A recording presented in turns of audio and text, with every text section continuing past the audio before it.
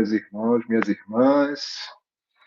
Boa noite a todo mundo. Quem vai assistir agora à noite, bom dia para quem vai assistir de dia, boa tarde para quem vai assistir de tarde. Estamos aqui, graças a Deus, mais uma vez, para um encontro aqui no canal Espírito Conservador, estudando a doutrina espírita, trazendo, né, uma mensagem aí de consolo, de conforto, de esclarecimento aí a mais para quem ainda não conhece, tentando acessar essas pessoas que estão sozinhas, que estão sem orientação, que estão se sentindo abandonadas, aflitas, ansiosas. E para aqueles também que já conhecem a doutrina espírita e que já têm algum conhecimento, e mesmo assim a gente sabe da dificuldade que é em todos os momentos da vida da gente. Né? Alguns momentos são mais tranquilos, outros momentos são mais complicados, mas a gente vai ali com estudo, com conhecimento, a gente vai batalhando ali para que as coisas sejam mais tranquilas e que a nossa encarnação seja proveitosa, porque as dificuldades aí, tudo isso faz parte do nosso processo reencarnatório, são fundamentais para a gente dar um passinho adiante aí nessa escada que a gente vai subindo rumo à evolução. E sem essa compreensão, sem o estudo da doutrina, sem todos esses esclarecimentos que a doutrina nos traz, é tudo muito mais difícil, né? Então, a gente se encontra aqui uma, duas vezes por semana para estudar um pouco, para falar da doutrina, para levar essa mensagem aí a todos os corações que estão ávidos de esclarecimento e de orientação, cada vez trazendo uma pessoa diferente, com um ponto de vista diferente, mas sempre ali baseado na doutrina espírita. E hoje aí eu tenho a grande satisfação de receber o nosso amigo Marco de Mário. Bem-vindo, Marco. É um prazer, viu, te receber aqui. Prazer é meu, eu que agradeço aí o convite e esta oportunidade de conversarmos sobre o Evangelho e o Espiritismo. Isso aí, Marcos. E esse tema, hoje até na Evangelioterapia, aqui da Casa Espírita Suave Caminho, a gente falou, né, começamos o capítulo ali, né, dos bem-aventurados ali, né, e não é fácil compreender, né, Marco? A gente precisa ter um cuidado muito grande de falar a respeito disso, né, de explicar como é que essas coisas funcionam, e é muito importante a gente estar sempre falando, porque é o maior bem-aventurados os aflitos, né? É o maior capítulo ali do Evangelho. Por que, que o bem-aventurados aflitos é o maior capítulo? Porque as aflições fazem parte mesmo, né, da nossa encarnação. Esse é o nosso processo natural. Isso aí é a bondade divina nos presenteando com dificuldades para a gente aprender a superá-las. Né? Porque na espiritualidade, Marco, a gente quando lê esses livros aí, os relatos lá dos espíritos lá na espiritualidade, estão todos eles trabalhando. Né? Não tem ninguém parado, não tem ninguém passeando no parque, está todo mundo trabalhando, auxiliando aqueles que vão reencarnar, ou trabalhando para auxiliar os outros, e com isso, o tempo todo eles falando que o propósito, o objetivo é esse, é trabalhar pelos outros e automaticamente a gente acaba trabalhando por nós mesmos, né, Marco? É verdade, nós somos seres ativos, né? Seres de atividade. Né? E é bom nós sabermos, com a doutrina espírita, que a vida que continua, né, depois da morte é uma vida ativa, né? Que ninguém espere que vá ficar sentado em cima de uma nuvem tocando harpa em louvores a Deus. Aliás, eu dou graças a Deus por isso, porque, pelo menos nesta encarnação, no campo da arte musical, eu sou zero à esquerda, sou muito ruim. E aí eu fico pensando assim, já pensou se eu tivesse que desencarnar e ir lá para uma nuvem receber uma harpa para tocar e louvar a Deus? Acho que Deus ia me mandar de volta para a Terra rapidinho. Vai, meu filho, você está numa desarmonia tal que não está dando. Mas nada disso acontece, não? Na verdade, nós vamos estudar, vamos continuar a trabalhar, vamos continuar o nosso desenvolvimento moral e espiritual até chegarmos à perfeição. É isso daí. E trabalhando sempre, né? E buscando sempre o conhecimento. E muitas vezes a gente tem um pouco de preguiça, a gente tem um pouco de desânimo, né, Marco? A gente tem umas coisas que vão acontecendo assim, que meio que tentam atrapalhar, que são nossas mesmo, né? E tentam atrapalhar um pouco esse nosso esforço aí de seguir adiante. Então, assim, que temos os nossos talentos e temos que investir nesse nosso. Você não tocaria a harpa para Deus, que ele ia ficar entediado e chateado. Mas, né, você poderia ler para Deus. E você vê aí dessa área, inclusive, do ensino, né, da educação. Aí é mais a minha praia, com certeza, né? E realmente, nós estamos aqui na Terra sempre para fazer aprendizados, né? O tempo todo, né? E temos aí os nossos talentos para utilizarmos, mas sabemos que as dificuldades da nossa existência humana trazem para nós, de vez em quando, né, aquele suspiro, aquele pouco de desalento, uma dúvida. Isso faz parte da nossa existência natural, porque nós ainda somos espíritos imperfeitos, estamos na nossa caminhada. Agora, com as informações do Evangelho e do Espiritismo, nós não podemos deixar que a depressão nos domine, que o desalento comece a fazer ninho dentro de nós. Nós temos que sempre nos projetar para a frente e para o alto, sempre nos incentivar, porque nós temos a força divina em nós. E sabemos que a vida continua, e vamos responder por aquilo que fazemos, aquilo que deixamos de fazer, poderíamos fazer, e é por isso, então, que nós não temos que parar em dizer assim para a depressão e para o desânimo: olha, sinto muito, mas vocês não vão fazer lar aqui na minha alma, tá? Não tem espaço para vocês. O negócio é trabalhar, aprender, auxiliar o próximo e seguir em frente. Não tem outra escolha, né, Marco? Não, não tem. E aí entra o campo da educação, no qual, né, eu estou inserido, porque eu sou, já fazem 22 anos. Fazem 22 anos que eu criei o Instituto Brasileiro de Educação Moral, que nós chamamos de IBEM Educa, na sua sigla, que é uma organização não governamental voltada para a educação, onde nós trabalhamos com a formação de professores em pedagogia da sensibilidade, um projeto de escola inovadora, que é o projeto Escola do Sentimento. Mas o que nós entendemos em tudo isso é que você só se torna um verdadeiro educador se primeiro você fizer o autoconhecimento e a autoeducação. Porque a maior força da educação é o exemplo. Não adianta você dizer aos jovens que eles precisam ser criativos, dinâmicos, ter os seus interesses, eles precisam estar em atividade, se você, quando você chega para trabalhar com eles, você é o desânimo, né, estampado, você é a pessoa derrotada ali na frente deles. Aí, porque esse seu exemplo, o seu comportamento, a sua conduta é muito mais forte do que qualquer discurso que você possa fazer. Então, a autoeducação e autoconhecimento são essenciais nesse campo, como dizia o Leopoldo Machado, para nós seguirmos para frente e para o alto, né? Tem que fazer as duas coisas ao mesmo tempo. Eu vou te falar uma coisa, Marco, você é um dos heróis aí, né, do mundo, porque você evangelizar ou educar jovens e adolescentes, né, você conseguir chamar atenção para o que eles precisam, porque a gente, quando é jovem e adolescente, a gente quer se divertir, brincar e se divertir. E assim, o professor tem que ensinar, então você tem que ensinar coisas que você gosta e coisas que você não gosta. E aí entra ali a sua. Pois é, Tony. Sabe entra ali a arte de você chamar a atenção. Quando você trabalha com as crianças e adolescentes, você tem que utilizar bastante a arte do fazer pensar. Eu vou aqui dar um exemplo real, porque aconteceu realmente. Então, num evento que eu coordenei com adolescentes, que eram de uma comunidade carente aqui da cidade do Rio de Janeiro, na hora do intervalo, para o lanche, então um grupinho estava lá conversando, e eu passei por eles e ouvi a conversa. E eles estavam falando do problema, né, da criminalidade, da violência na cidade. E um dos adolescentes disse assim: olha, isso aí só tem um jeito. Nós só vamos viver aqui em paz quando acabarmos com todos os bandidos, com todos os criminosos. Aí o outro perguntou: aí como é que nós vamos fazer isso? E aí ele foi taxativo: matando todos eles.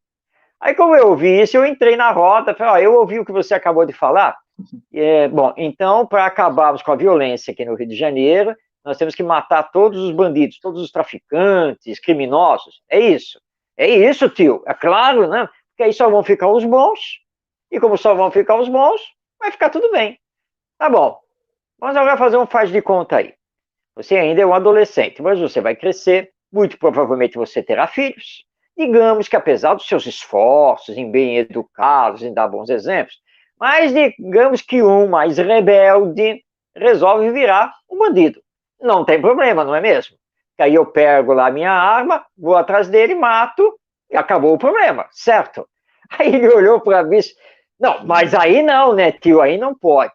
Ué, mas por que não pode? Ele não é um bandido. Você não acabou de falar que os bandidos nós temos que matar a todos eles?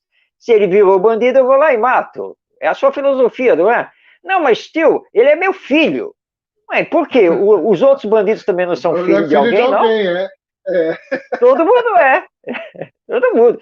E não estou aqui para discutir se os pais foram bons, se deixaram de ser bons. Eu não estou discutindo isso. Tá? Vem cá. E outra, você mora aí na comunidade, você sabe muito bem dos tiroteios, né? Essa coisa toda que acontece, quando morre gente ligada ao tráfico. Por acaso o tráfico de drogas, né, os bandidos aí na comunidade acabaram? Ah, não, sempre tem quem entra e continua. Então, eu acho que não é solução, não é mesmo? Aí ele olhou para mim, parou, pensou um pouquinho, falou, tá, tio, mas então vamos fazer o quê? Ah, mas isso eu não sei. Isso agora é com você e seus colegas. Pode-se continuar essa conversa aí para depois falar lá para todo mundo. Solução. O que pode realmente resolver isso, ok? Então, essa é a técnica. Você faz eles pensarem e tentarem encontrar a melhor solução, mas que seja a solução mesmo, e que ele sinta o problema do outro, ou seja, que ele consiga trabalhar a empatia, se colocar no lugar do outro. Então é isso que nós precisamos fazer o tempo todo com eles. E até ver o que não tem solução imediata, né? Como é que você tem uma solução imediata para esse tipo de problema? Aí se a gente já está no nosso campo, que é da doutrina espírita, a gente está falando de quantas encarnações para se resolver um defeitozinho nosso, moral, né? Quantas encarnações? Verdade. Imagina resolver um problema assim. Então, Marco, vou aqui fazer uma precezinha rápida para a gente iniciar agradecendo a Deus, a Jesus, aos nossos amigos espirituais aqui pela presença do Marcos no nosso canal, trazendo à sua disposição, o seu esforço, a sua vontade de passar a mensagem do Cristo adiante, de passar a mensagem dos espíritos de luz adiante. Que ele seja abençoado sempre, envolvido sempre por essa energia de ajuda, essa energia de caridade, de fraternidade. Sejamos abençoados com as suas palavras, com os seus ensinamentos, com esse estudo que ele preparou para a gente. Aqueles que tiverem contato com essa palestra, hoje, amanhã, em que momento for, possa ser tocado por esse espírito de verdade, espírito de Deus, espírito de Jesus, a mensagem do Evangelho. Que assim seja, graças a Deus. Então, Marcos, hoje falando aí, né, desse tema abrangente demais, as bem-aventuranças e sua aplicação na vida, como é que deve ser a nossa compreensão disso? Marcos, ensina para a gente aí, por favor. Vamos conversar, né? Vamos tentar fazer o melhor entendimento possível através, então, do Espiritismo, porque a chave, uma das chaves, né, as várias chaves para termos o melhor entendimento sobre os ensinos de Jesus, essas chaves estão na imortalidade da alma, na continuidade da vida após a morte, que é a vida futura, e a reencarnação. E a primeira bem-aventurança, e para quem não sabe, as bem-aventuranças, elas fazem parte do famoso Sermão da Montanha, ou Sermão do Monte, e que o nosso Mahatma Gandhi, que não era cristão, e é bom nós pontuarmos isso, Gandhi não era cristão, e certa vez, quando conversaram com ele sobre a possibilidade da ameaça de uma guerra ainda pior do que a Segunda Guerra Mundial, que foi a época em que ele viveu, ele disse, então, com muita tranquilidade, ele disse assim, olha, se acontecer de uma guerra assim, tão catastrófica, tão estrondosa, e acontecer de perdermos tudo, se sobrar um exemplar, um único exemplar do Sermão da Montanha de Jesus, nós estaremos salvos. Porque no Sermão da Montanha tem tudo o que precisamos. Aliás, antes de abordar aqui a primeira bem-aventurança, isso me faz lembrar de um filme. O filme é antigo, talvez até possa ser aí encontrado aí no streaming, pelo YouTube, enfim, que se chama, na tradução brasileira, o filme se chamou Inimigo Meu. É um filme de ficção, e nesse filme, o planeta Terra está em guerra com outro planeta. E a guerra não é feita no planeta, né? É feita aí, no universo. Então, naquela guerra, o astronauta brasileiro não, né? Terráqueo, o astronauta terreno, a nave dele foi atingida e ele teve que pousar num asteroide. Acontece que o inimigo, que era do outro planeta, também teve problemas com a sua aeronave e também teve que pousar no asteroide. O asteroide só tinha os dois.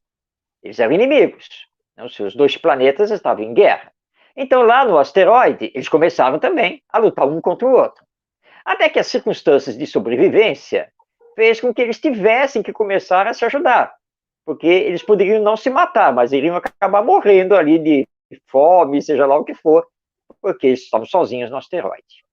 Assim, bem devagar, eles foram então se aproximando, até que numa noite, eles estavam lá sentados e o guerreiro, né, terráqueo, ele estava lendo o Novo Testamento, né, ele estava lá. Aí o inimigo olhou para ele, o que, é que você está lendo? Eu estou lendo aqui o livro dos ensinos de um mestre que nós temos lá na Terra. É mesmo? Mas lá no meu mundo nós também temos um mestre. É? Se vocês têm um mestre também? Pois é. Mas o que é que o seu mestre da Terra fala? Então, eu vou ler aqui para você. Então ele leu algumas passagens lá do Evangelho. Aí o inimigo ouviu, pensou, interessante. Você sabe que isso aí não é novidade para mim. E o que é que o seu mestre lá no seu mundo fala? Aí ele disse qual era o nome do mestre dele e de cabeça ele citou então algumas falas lá do mestre do outro mundo. E aí o nosso astronauta guerreiro aí terráqueo olhou para ele e falou assim, mas basicamente é a mesma coisa que Jesus fala. E aí eles descobriram que, na verdade, os dois mestres falavam exatamente as mesmas coisas. E falavam de amar o próximo, e etc. Então eles chegaram à conclusão de que não havia razão para eles serem inimigos. E nem que os dois planetas estivessem em guerra. E assim o filme continua. Eu não vou dar aqui o chamado spoiler para contar a história toda. Mas isso nos mostra a importância, então, dos ensinos morais de Jesus. A importância das bem-aventuranças, porque nós temos todo um futuro pela frente. Tanto o futuro humano, planetário, como o futuro depois da morte, quando vamos retornar ao mundo espiritual. E Jesus, quando fala das bem-aventuranças, ele está olhando para o futuro. Ele não está falando simplesmente do aqui e agora. Como, por exemplo, bem-aventurança, que se tornou o capítulo 5 do Evangelho segundo o Espiritismo, esta obra extraordinária de Allan Kardec, quando ele vem e diz, vou ler aqui, bem-aventurados os que choram, pois que serão consolados, bem-aventurados os famintos e os sequiosos de justiça, pois que serão saciados, bem-aventurados os que sofrem perseguição pela justiça, pois que é deles o reino dos céus. À primeira vista, Jesus parece um masoquista, porque alguém pode perfeitamente pensar agora, mas como é que pode e dizer que os que choram são bem-aventurados, que os que são injustiçados é que são bem-aventurados? Ou Jesus não estava falando sério, ou ele estava fora dele, porque não é possível que Jesus tenha dito isso. Mas calma, vamos entender com as chaves da imortalidade da alma, da reencarnação, da lei de evolução. Jesus não estava aqui querendo dizer que todo aquele que sofre é um bem-aventurado, porque aí sim nós teríamos, então precisamos sofrer, tá?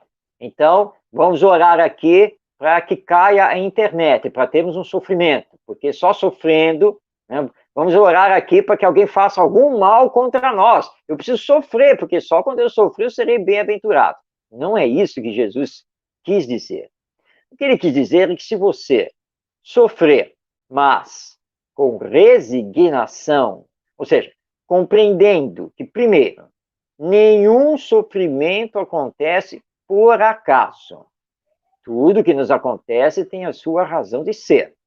Segundo, que Deus, o Pai Criador, é perfeito e soberanamente justo. Portanto, ele só vai permitir que tenhamos determinado sofrimento para o nosso próprio bem e como consequência da nossa semeadura, daquilo que estamos fazendo aqui e agora nessa existência e também o que fizemos em existências passadas.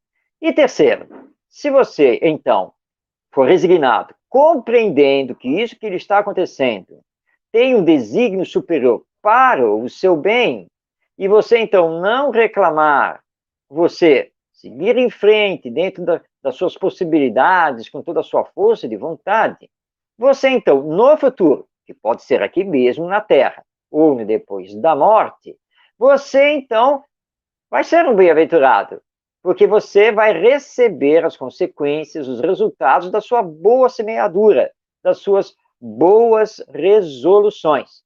Então, nesse sentido, sim, bem-aventurados os que estão sofrendo, mas não estão aí reclamando. O grande problema é que nós temos o péssimo hábito de sempre reclamar de tudo, de todos e inclusive de Deus.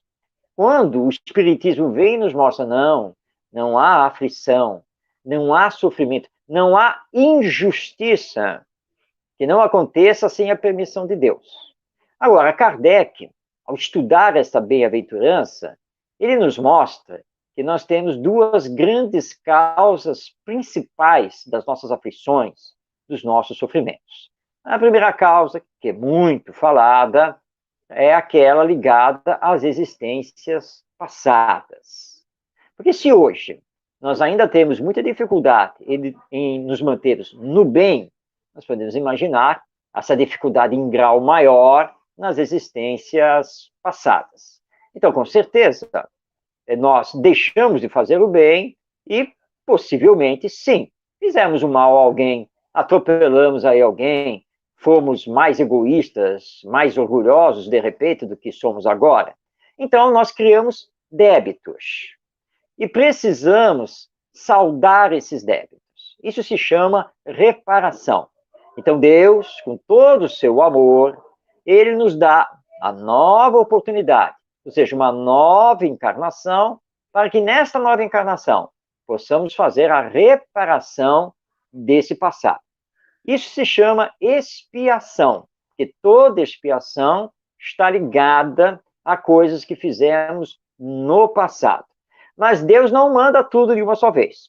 Aliás, estou aqui me lembrando de uma querida amiga espírita também, do centro espírita, que uma vez ela chegou para mim, ela tinha uma vida um tanto quanto complicada, e ela disse assim, Marcos, olha como eu estou arrependida. Eu olhei para ela e falei, mas arrependida do quê? Ah, de ter pedido a Deus para tentar pagar tudo numa só encarnação, que está pesado demais. E ela brincava com isso. E eu dizia, não, você não tem nem ideia. Tá? Eu acho que tudo isso que está acontecendo na sua vida ainda é refresco. É pouquinha coisa perante, possivelmente, né? Só Deus o sabe, o que você fez lá no seu passado. Mas olha como Deus é bom. Fez com que você encontrasse o Espiritismo, né, com que você, né, pudesse, então, se agarrar ao Evangelho, e hoje você já está bem melhor, não está? Ah, hoje eu estou sim. Porque antigamente, se alguém me falasse isso que você acabou de falar, eu saltava no pescoço. Mas agora não. E aí eu brinquei com ele e disse, graças a Deus, porque eu não estou afim de desencarnar aqui e agora desse jeito. E aí nós demos muita risada com a brincadeira, mas nada nos acontece por acaso. Então calma, calma. Não tem como escapar da expiação, mas tem como controlar o seu sofrimento. Tem como, sabe, como controlar isso e resignadamente seguir em frente. Então, expiações sempre estão ligadas a causas anteriores. Mas existem as causas atuais. Ou seja, a nossa imprevidência, o nosso egoísmo, o nosso orgulho, podem acarretar problemas que, na verdade, não estavam escritos para acontecer. Não havia uma designação que tivesse que passar por aqui. Vamos dar um exemplo prático, usando esta live pela internet. Então, o meu amigo Tony diz assim, ó, Marcos, olha, 15 minutos antes eu já estarei com a sala ativada direitinho. E eu, do outro lado, o palestrante, digo assim, por que eu vou entrar com tanta antecedência? Entrar com 2 minutos, 1 minuto antes, está mais do que bom, estou mais do que acostumado a fazer as lives, eu conheço essa plataforma aqui, não tem problema nenhum. E aí eu deixo para entrar faltando 2 minutos, 1 minutinho. A internet cai, dá um problema aqui, o microfone não funciona, não, o áudio não está aparecendo, eu não sei o quê. Só que agora não tem mais tempo para arrumar. Como é que vai ficar? Aí a live, ao invés de entrar pontualmente no seu horário, vai entrar 5, 10 minutos depois, porque eu tive que ficar resolvendo o problema que aconteceu aqui.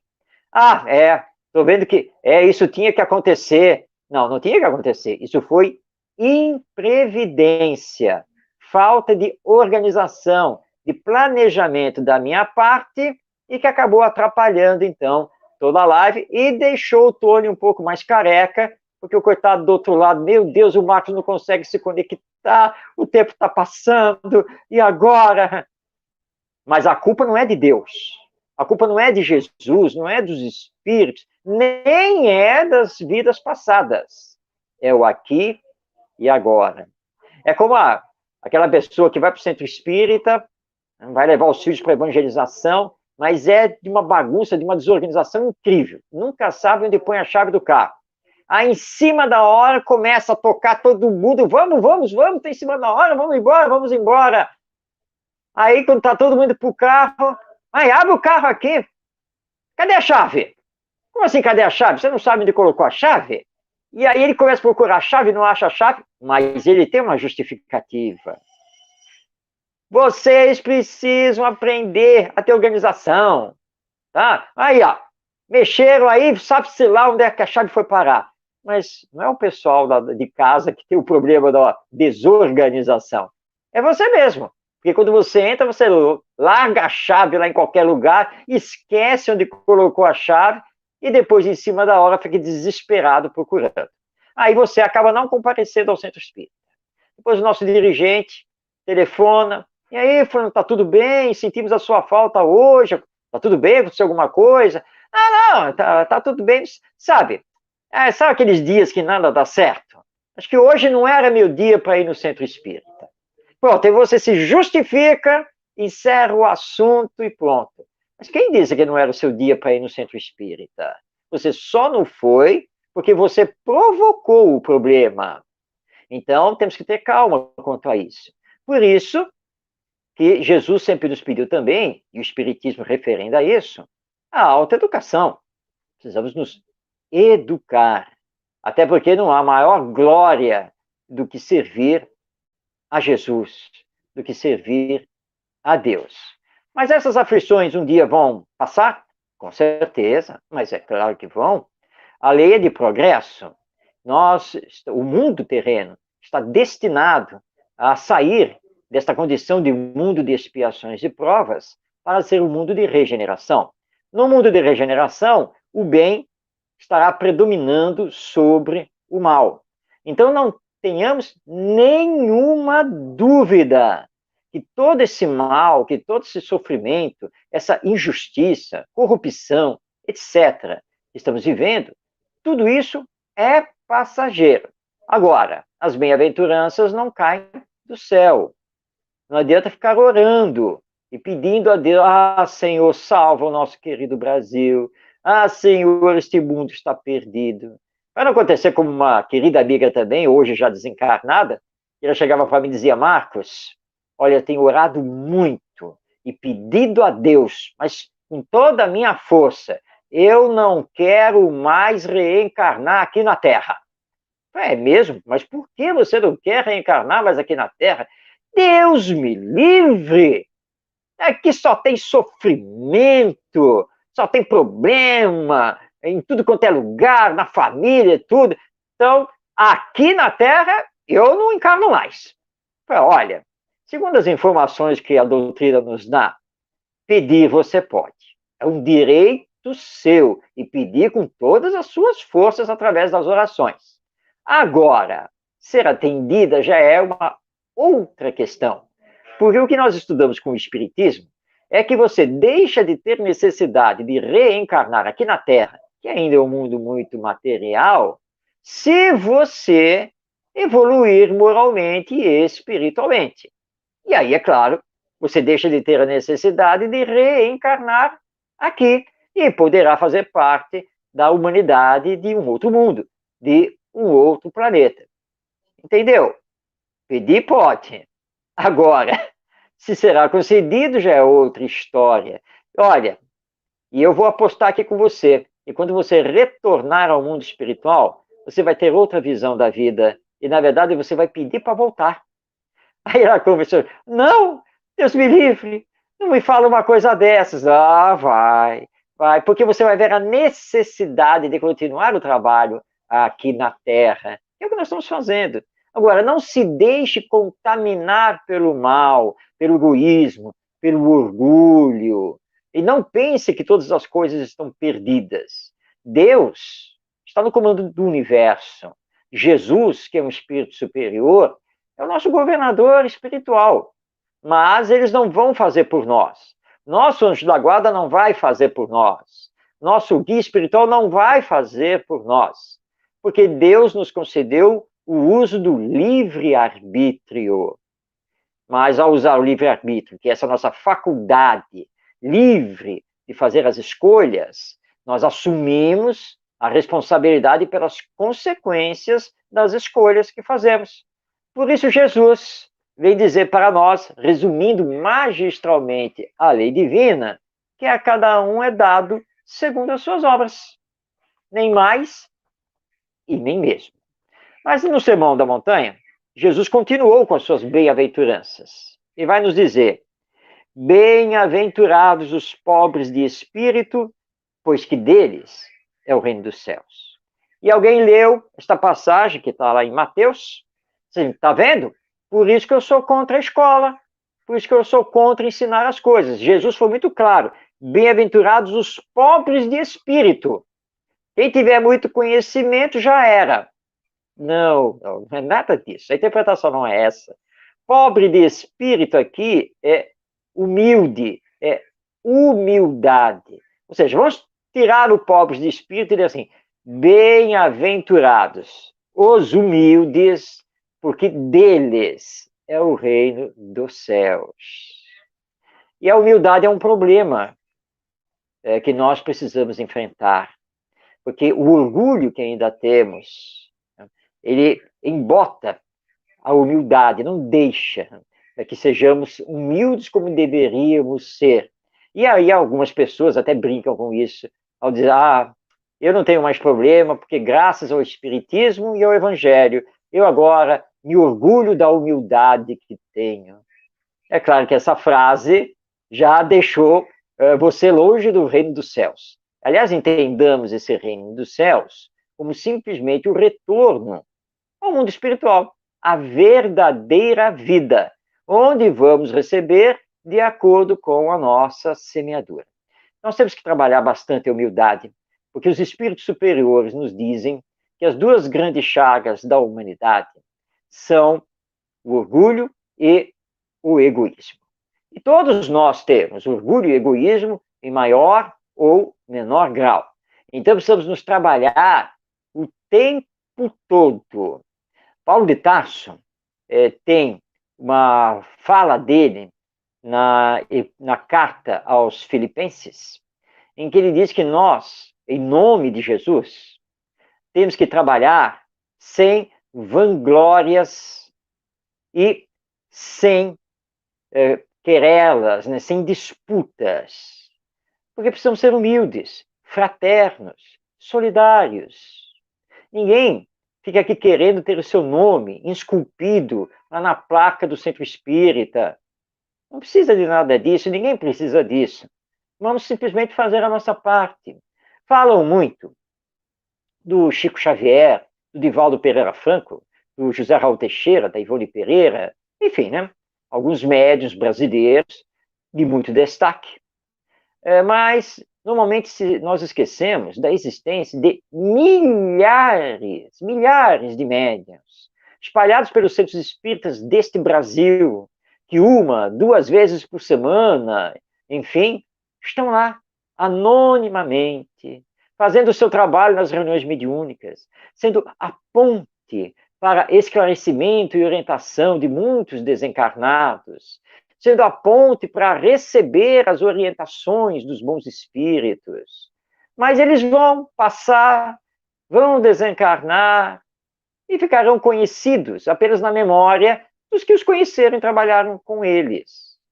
Mas essa é a maior glória, de você ser o trabalhador humilde, que não procurou a glória terrena. E, aliás, Jesus foi muito claro, né? Se você está procurando a glória terrena, você já recebeu o que deveria receber. Quando você desencarnar, você não tem nada para receber. E aqui vale a pena uma referência bibliográfica e espírita, que é o livro Voltei, do espírito Irmão Jacó, através da psicografia do Chico Xavier. Irmão Jacó foi o Frederico Figner. Figner foi um grande empresário, empreendedor no Rio de Janeiro, no início do século XX. Ele era comerciante, empreendedor no chamado mundo fonográfico, né, o mundo da música gravada naquela época. Ele vivia muito bem e era espírita. Espírita e chegou a ser presidente da Federação Espírita Brasileira.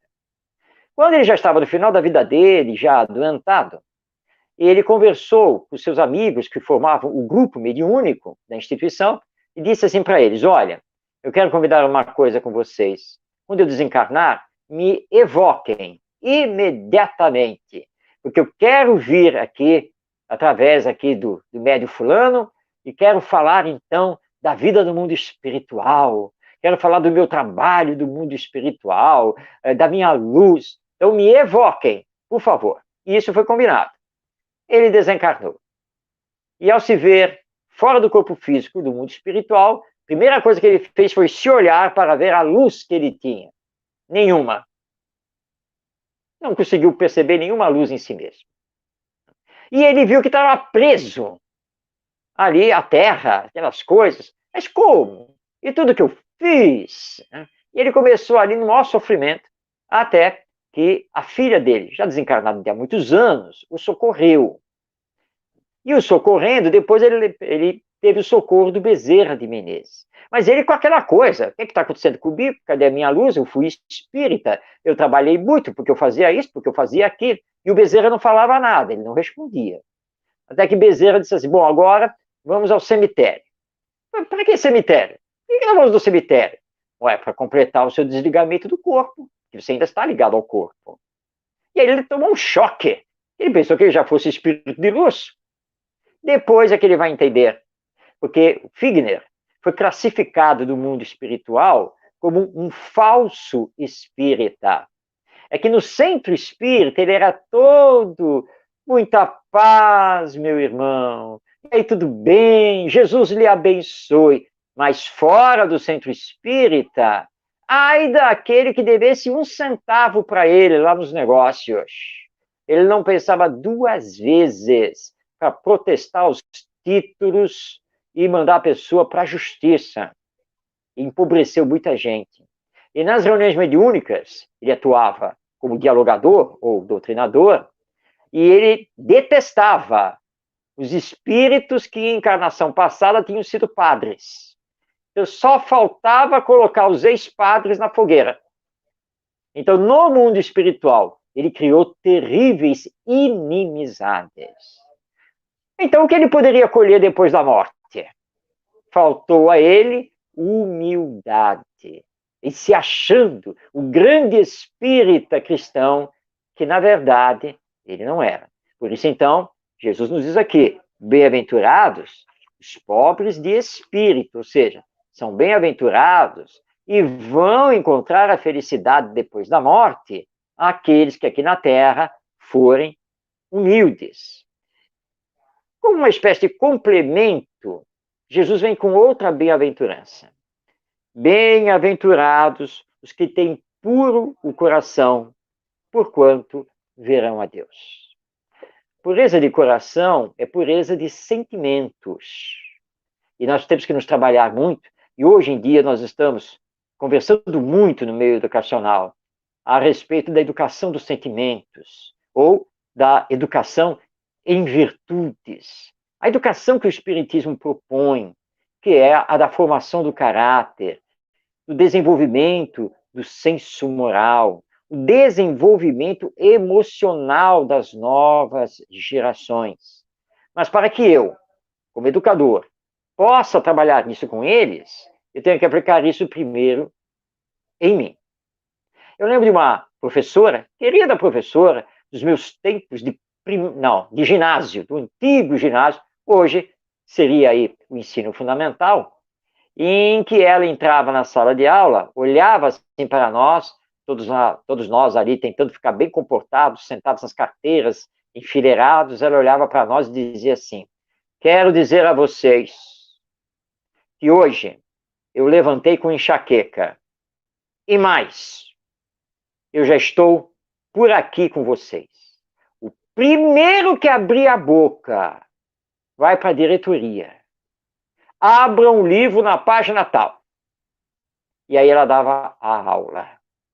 É claro que nós não vamos conseguir, né, como crianças, desenvolver o nosso emocional diante de uma professora tirana, uma professora que está em desequilíbrio emocional consigo mesma.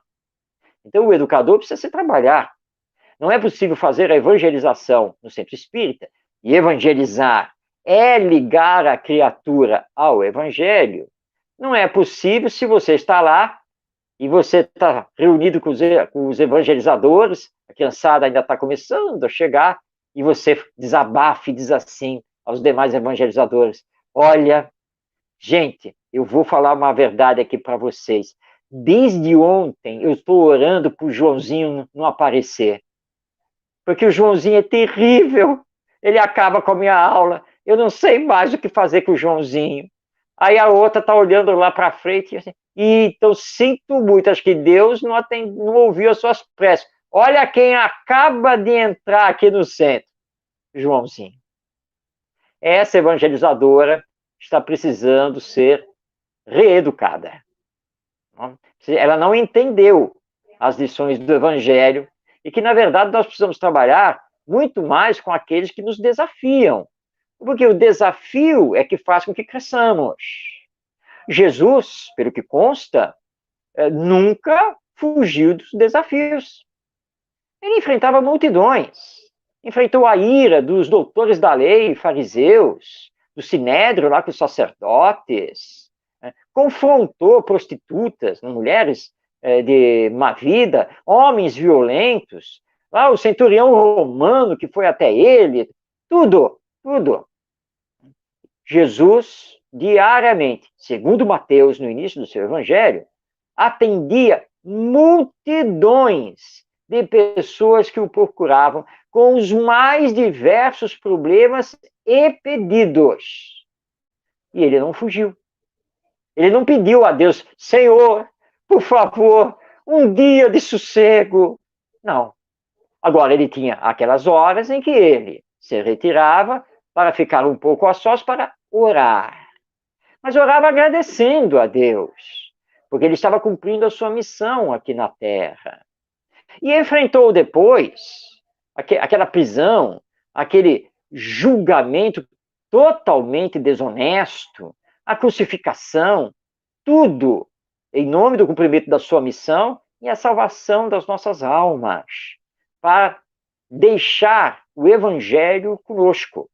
Então, diante desse exemplo do nosso Mestre Jesus, nós não temos que ficar preocupados com os desafios e tentar fugir deles. Tudo bem, podem entrar os Joãozinhos, as Mariazinhas que tiverem, porque esse é o trabalho. Esses são os mais necessitados das lições do Evangelho. Porque aqueles que já estão no bom caminho só precisam de um reforço.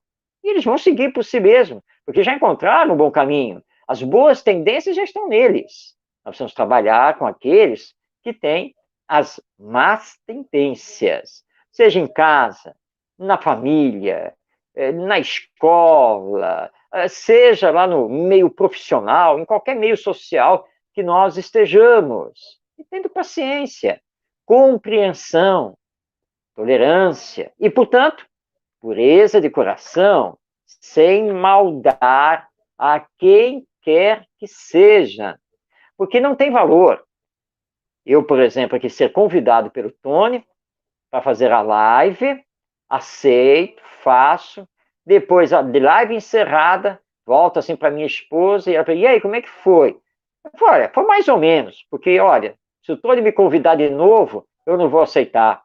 Mas por que você não vai aceitar? Ele falou demais no início. Depois fez uma prece lá, que eu não gostei nem um pouco. Aí no final, isso aqui, deu lá uma risada e tal. Não, sinceramente, não aceito mais convite dele. Então eu fui falso, né? Fui falso porque quando a live encerrou, eu falei, olha, muito obrigado, foi ótimo, que Deus lhe abençoe, estou ao dispor. Tudo mentira, né? Tudo da boca para fora. Mas o espírita não pode ser falso. O cristão precisa ser verdadeiro. Então, pureza de coração. Precisamos nos trabalhar os sentimentos, não podemos ser fachada. Olha a história aí do irmão Jacó, do Frederico Figner, que eu trouxe aqui, que está lá no livro Voltei. Vamos a outras duas bem-aventuranças, para irmos aqui para o final, onde Jesus nos diz, bem-aventurados os que são brandos, porque possuirão a terra. Bem-aventurados os pacíficos, porque serão chamados filhos de Deus. Bem, agora, estou percebendo aqui que deve estar havendo uma revolta na internet.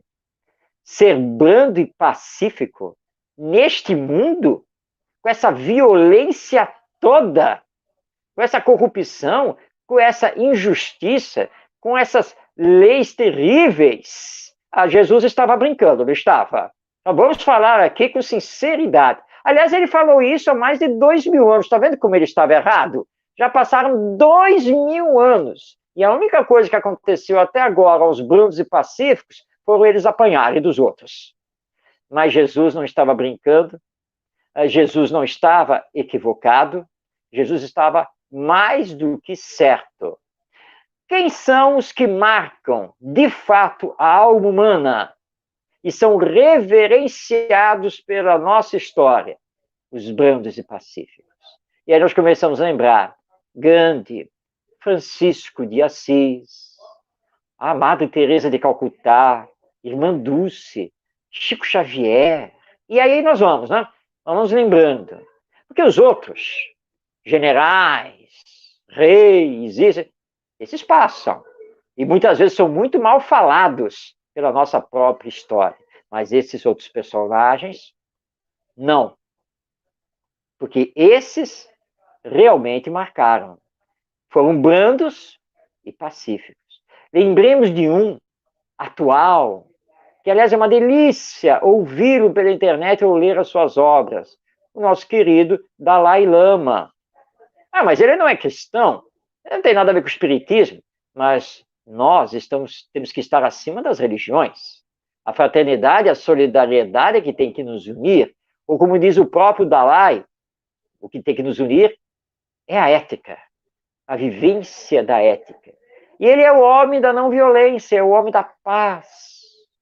E ele diz que, na verdade, ele aprendeu isso com Gandhi, esse grande apóstolo da não violência, da pacificação das nossas relações. E, por sua vez, teve seu aprendizado lá também com Francisco de Assis e que lá na raiz todos aprenderam com Jesus, que sempre foi manso e pacífico.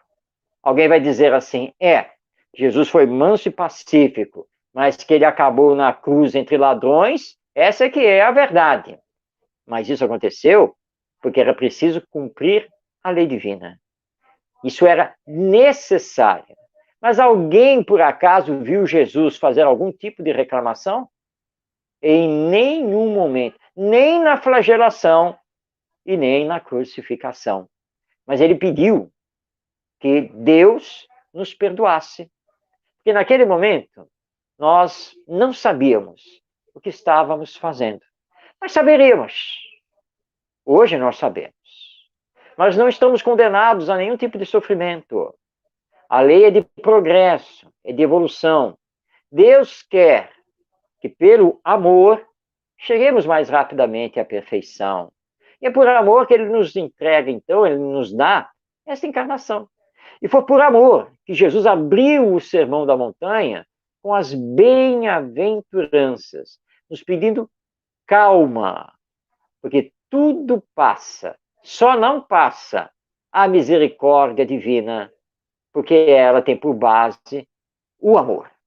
Então, apesar de tudo, se nos amarmos, nós vamos superar as coisas. Nós vamos, apesar da dor que vai nos visitar, nós vamos conseguir, sim, superá-la, levá-la em frente. Recomendo aqui a leitura, principalmente da segunda parte do livro O Céu e o Inferno, de Allan Kardec. Porque a segunda parte são os depoimentos dos desencarnados, dos espíritos. E é muito bom ir no capítulo que tem as mensagens dos espíritos felizes. E há lá a mensagem do nosso companheiro, nosso irmão, que foi muito pobre aqui na Terra e que vivia de esmolas. E ele começa a comunicação dizendo, como sou feliz, muito feliz, como agradeço a Deus. E aí Kardec pergunta, né, sobre a vida dele, né, e Kardec questiona, mas você sofreu muito na sua última existência. Como você pode estar feliz agora no mundo espiritual? Ele disse, olha, eu nunca tive religião, pelo menos não uma religião formal, mas eu tinha algo dentro de mim que me dizia que eu não estava na miséria e sofrendo por acaso. Então eu sempre me resignei. E eu consegui ter uma clientela muito grande que doava as coisas para mim. Chegou num ponto que eu recebia demais. E aí eu comecei a auxiliar meus vizinhos lá na comunidade. E aí eu comecei a descobrir aqueles que nem podiam se locomover para pedir esmola. Então chegou uma hora que eu comecei a pedir esmola por eles. E eu confesso que nos últimos anos da minha vida eu não pedia mais para mim. Eu pedia para os outros. E tudo que eu coletava eu distribuía. E agora eu estou recebendo de volta a felicidade. Eu sou feliz, porque eu nunca reclamei, eu nunca me queixei e usei todas as minhas forças para trabalhar, para esmolar, para pedir e auxiliar o meu próximo. Então hoje eu sou, sim, muito, mas muito feliz. Então, nós percebemos agora o quanto que as bem-aventuranças de Jesus têm a sua razão de ser, o quanto que elas nos consolam, nos orientam, e com o Espiritismo, com essa chave da vida futura e da imortalidade, esclarece essas bem-aventuranças, nos conforta e nos fortalece moralmente para seguirmos em frente. Porque todos nós queremos a felicidade, mas a felicidade não cai do céu, ela tem que ser semeada através do bem e do amor. E nós teríamos que aqui muito mais reflexões a fazer sobre as bem-aventuranças, aqui nós teríamos que ter várias lives aí pela frente, mas pelo menos, acredito eu, que aquilo que pudemos trazer, né, já nos deu, assim, um norte, uma visão maior e mais profunda sobre as bem-aventuranças do nosso Mestre Jesus e o que temos que fazer para aplicá-las na nossa vida, para que os outros, olhando para nós, nosso exemplo, possam também aplicá-las nas suas vidas. Era isso que nós tínhamos, Tony, agradecendo desejando paz em todos os corações. Ah, Marcos, é muito importante a gente falar disso, porque até comentei hoje na live da tarde, na Evangelho Terapia, que há algumas vezes até algumas pessoas falam assim, mas espírita tem esse negócio da dor, do sofrimento, não sei o que lá. Aí eu falo, pô, mas Jesus não falou no mundo tereis aflição? Jesus não colocou ali né, as bem-aventuranças, e o tempo todo nas bem-aventuranças, os bem-aventurados são quem? Os que sofrem, os que não têm nada, os pobres, os doentes, né, os humildes. E por que que essa... então é que nem você falou, você, é bonito, é legal ser pobre ou sofrer. Não é que seja, só que é muito mais fácil a gente evoluir na dificuldade do que a gente evoluir quando está tudo bem. Quando está tudo bem, a gente nem lembra, né, Marco? E pelo É contrário, verdade. a gente acaba caindo no erro com muito mais facilidade, porque tudo é fácil, não vai doer, a gente não vai sofrer, não vai ter problema. E quando a gente está na dificuldade, o exemplo que você deu aí desse irmão, né, ele na dificuldade, ele descobriu que na pobreza dele, ele tinha gente pior do que ele conseguia ajudar, e aí se iluminou. Né? É difícil a gente ter essa compreensão, porque a gente vive num mundo que parece que Jesus foi uma fábula, né? Que Jesus foi alguém que alguém inventou uma história e que ele não é real. Jesus é real, ele viveu aqui, real. Os espíritos trouxeram a mensagem real, os esclarecimentos. E aí, Marcos, o Ronaldo Gomes, colocou aqui uma pergunta. Vou até colocar aí na tela.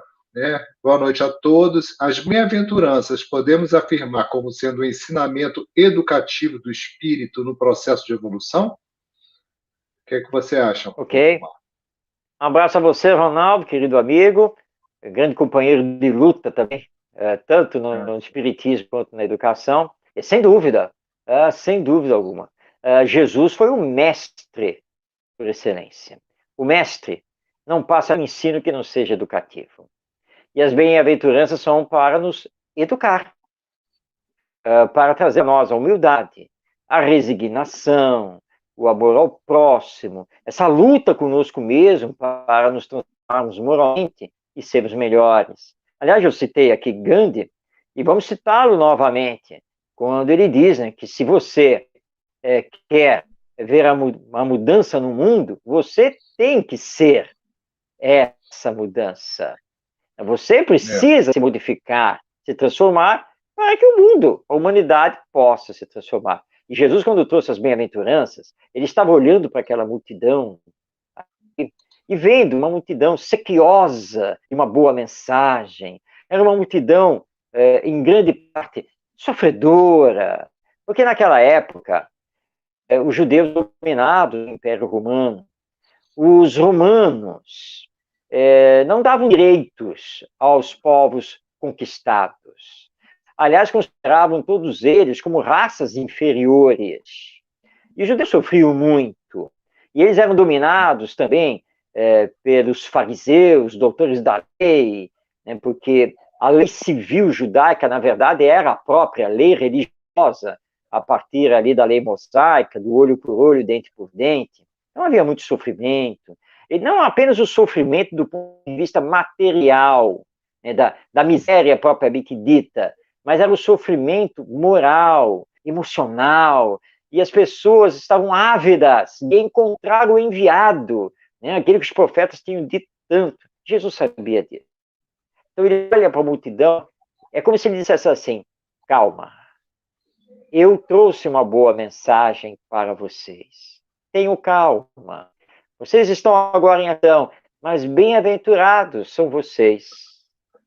Porque se vocês não estão revoltados, vocês vieram à procura da luz e a luz já está aqui. Tá? Tudo bem, aqui na Terra, vocês não serão entendidos, conhecidos e nem salvos. Mas depois, vocês receberão. Claro, ele podia falar abertamente na época da imortalidade da alma, do mundo espiritual, porque ele não seria entendido. Mas ele deixou bem claro na conversa, por exemplo, com Nicodemos, que é preciso nascer de novo. Para nascer de novo, você tem que continuar vivo. Portanto, a morte não pode ser o fim de tudo. Porque se a morte for o fim de tudo, não tem razão de ser esse ensino. Nascer de novo como se eu morrer? Mas ninguém morre. Nós somos as almas imortais. Então, o ensino é sempre educativo. Certo? Então, quando lermos as bem-aventuranças, vamos senti-las e vamos nos transformar. Puxa, ele disse aqui, olha, que os brandos e pacíficos é que vão herdar o mundo. Não são os violentos.